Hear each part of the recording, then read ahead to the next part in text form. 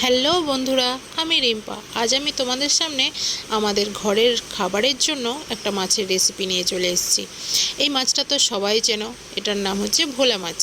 আজকে আমরা দেখবো ভোলা মাছের রেসিপি। প্রথমে আমরা মাছটাকে ধুয়ে রেখে দিয়েছি, তারপরে ভেজে নিলাম। ভেজে নেওয়ার পরে কড়াইতে একটু তেল দিয়ে তাতে ফোড়ন দিলাম। ফোড়ন দেওয়ার পরে তাতে পেঁয়াজ, কাঁচা লঙ্কা, টমেটো দিয়ে একটু নাড়িয়ে নিচ্ছি। কি সুন্দর মশলাটা রেডি হয়ে যাচ্ছে।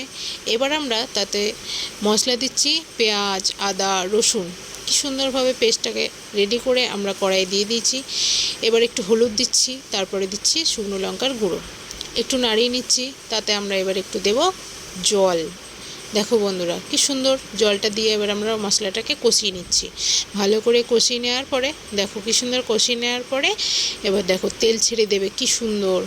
এবার আমরা মাছটা রেডি করার জন্য ব্যাস মশলাটাকে কষিয়ে নিয়ে তাতে মাছগুলো দিয়ে একটু গরম মশলা দিয়ে নামিয়ে নেব। কি সুন্দরভাবে হয়ে গেল মাছের ঝাল। এই দেখো ভোলা মাছের ঝাল। এত সুন্দর রেসিপিটা